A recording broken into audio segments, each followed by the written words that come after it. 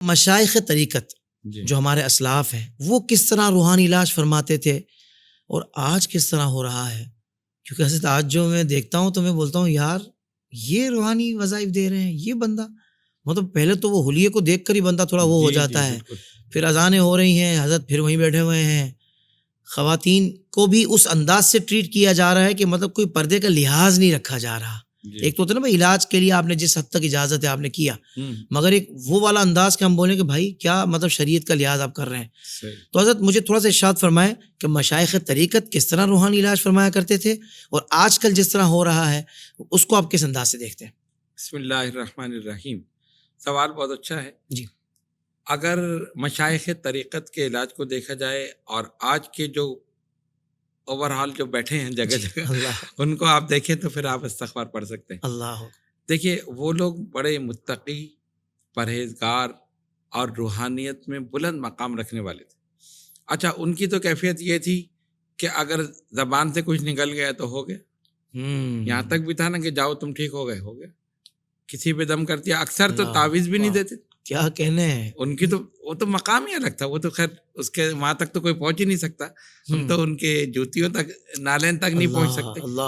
تو اچھا بعض مشائخین نے تعویذات کا جیسے سلسلہ ہے، قرآنی آیات اس کے اعداد نکال کر، اسی طرح بزرگوں کے نام اور مختلف چیزیں جو ہیں جمع کر کے، اسی طرح آیات شفا جو قرآن کریم میں ہیں ان کو لکھ کر، تو بعض دفعہ یہ ہوتا تھا کہ جیسے پلیٹوں پہ زعفران سے لکھ کر وہ دیتے تھے کہ اس کو دھو کے اور اس کو یہ پانی اس کو پیے. تو وہ بھی شفا ایک ان کا طریقہ تھا. اور تعویذات کا بھی طریقہ تھا. باقاعدہ 40 دن علاج یہ بھی تھا. اور اکثر تو وہی تھا جو میں نے آپ کو بتایا کہ یا تو دم کر دیا تو چلا گیا، ہو گیا شفا، یا زبان سے نکل گیا تو ہو گیا، یا ایک ہی تعویذ دے دیا ہر کام کے لیے. یہ تھا. اچھا فی زمانہ اگر آپ دیکھیں تو یہ تو پھر اصل میں مسئلہ کیا ہے کہ کتابیں چھاپ دی ہیں لوگوں نے، وظائف کی بھی، تعویذات کی بھی. اور یعنی ایک کتاب تو میں نے ایسی دیکھی کہ پوری کتاب تعویذوں کی چھپی ہوئی ہے، اور اس میں وہ جو ایک وہ ہوتا ہے نا جیسے پھاڑ کے آپ دے دیتے ہیں، اس کو کیا کہتے ہیں، اللہ اکبر، سلپ جو ہوتی ہے، ہاں بس وہ پھاڑ کے جیسے آپ فوراً دے دیں موڑ کے. یعنی ہر چیز تیار ہے، عامل بننے میں 1 منٹ نہیں لگے گا. اللہ اکبر. یہ چیز ہے. تو بس وہ کتاب لے لی اور لکھا ہے بخار کا، وہ دے دیا، یہ کھانسی کا ہے، یہ نزلے کا ہے، یہ لڑائی کا ہے، یہ فلا کا ہے. تو یہ استغفر اللہ یہ بڑی غلط سلسلہ چل رہا ہے. دیکھیے ہر چیز میں ہے تشخیص اور تجویز. بہت اچھے، واہ. مین چیز یہ ہے. مرض اس کو کیا ہے آپ یہ دیکھیں. آپ نے مرض تو دیکھا نہیں اور اندھیرے میں آپ نے تیر چلا دیا جی، تو کیسے ہوگا؟ اب ہمارے پاس اگر آتے ہیں میاں بیوی تو ہم ان کے ناموں سے ہی سمجھ جاتے ہیں کہ اس میں کس کے اندر غصہ ہے، کون لڑائی کرتا ہے زیادہ. اب اپنا تو کوئی نہیں بتائے گا جی میں تو بالکل ٹھیک ہوں، وہ مجھے کرتے. تو پتہ چلا کہ تالی تو دونوں ہاتھ سے بجتی. اگر میاں بیوی کی لڑائی ہو اور دونوں میں سے ایک خاموش ہو جائے معاملہ صحیح ہو جائے گا. اور اگر دونوں طرف سے شاؤٹنگ ہوگی تو پھر نتیجہ طلاق پڑ جاتا ہے. یہ چیز ہوتی. تو آج کل جو بیٹھے ہیں نا ان کو کچھ نہیں پتا، اور بیٹھتے کہہ دیا بھائی تمہارے اوپر جادو، تمہارے اوپر سفلی ہے، تمہارے اوپر یہ ہے. کس نے کیا ہے وہ بتا بھی دیتے ہیں کہ بھائی فلاں آدمی ہے جو کر رہا ہے، تمہاری ساس نے کیا. یا نام کا کوئی حرف بتا دیا کہ اس کے نام میں شین ہے.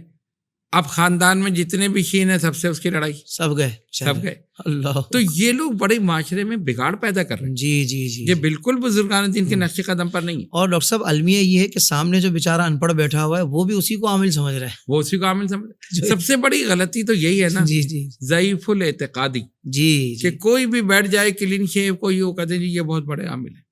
تو یہ سب سے بڑے. آپ پہلے دیکھیں کہ سنت کے مطابق ہے نہیں، آپ اس کا بیک گراؤنڈ دیکھیں. آپ یہ دیکھیں کہ اس کو کہیں سے خلافت ہے، کوئی سلسلہ ہے یا نہیں. کچھ نہیں ہے. ایک آدمی بیٹھا ہوا ہے اور اس کے بعد وہ چل. تو یہ جو سلسلہ ہے یہ بہت غلط ہے. اب تو نکے پیر بھی آ گئے حضور.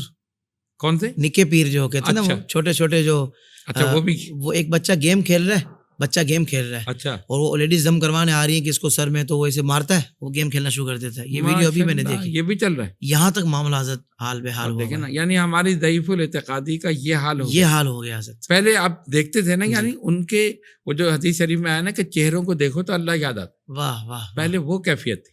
اور اب آپ چہروں کو دیکھیں تو اب استغفار پڑھے بغیر نہیں رہتے. ہائے ہائے ہائے. تو اس لیے اس میں جو آپ نے سوال کیا ہے نا، اس میں بہت بڑا فرق ہے. صحیح. وہ لوگ باعمل تھے، وہ خود عمل کرتے تھے، اس کے بعد دم کرتے تھے. واہ. خود عمل کرتے تھے پھر تلقین کرتے تھے. یہاں پہ تو نہ نماز ہے نہ روزہ ہے، کوئی چیز نہیں ہے، بس ایک کتاب لے کر بیٹھ گئے. اور اس سے معاشرے میں کتنی خرابیاں پیدا ہوئی کہ جی فلاں نے یہ کہا ہے کہ تم نے میرے اوپر کیا ہے. اب اس سے لڑائی، بدگمانی، اس کے خلاف نفرت، عداوت بڑھتی چلی جا رہی. تو اس لیے اس کے لیے سب سے پہلی چیز یہ ہے کہ جو بھی کہیں جا رہا ہے کسی عامل کے پاس، اس کو سب سے پہلے یہ دیکھنا چاہیے اس کا بیک گراؤنڈ کیا ہے، یہ پہلے کیا تھا اور اب کیا ہے، اس کے پیچھے کس کا ہاتھ ہے. نہیں دیکھ، بس جو بیٹھے چلے. تو اس لیے خرابی یہاں سے پیدا ہو رہی. صحیح. ورنہ تعویذات میں اثر آج بھی ہے. واہ واہ واہ. اللہ کے کلام میں اثر نہ ہو، یہ کیسے ہو سکتا؟ کیا بات ہے نا اثر. واہ واہ. لیکن استعمال کا طریقہ ہم نہیں جانتے، کس سے لینا ہے وہ ہم نہیں جانتے. علم کے لیے نبی پاک علیہ الصلوۃ والسلام کی حدیث یہ ہے، حدیث شریف جس کا مفہوم میں بیان کر رہا ہوں، اس سے علم حاصل کرو کہ دیکھو کہ شریعت پر وہ پوری طرح قائم ہے یا نہیں. ہاں، تو اگر تم نے ایسے سے علم حاصل کیا جو بدعقیدہ ہے تو پھر تمہارا علم بھی ضائع ہو جائے گا. اور ظاہر ہے تم اسی کی تقلید کرو گے تو پھر کیسے ہوگا. تو اصل لب لباب یہ ہے. تو اسی طرح علاج کے لیے بھی یہ ہے، آپ اس سے علاج کرائیں، اس سے جا کے روحانی فیض حاصل کریں جس کے اندر خود بھی تو فیض ہو.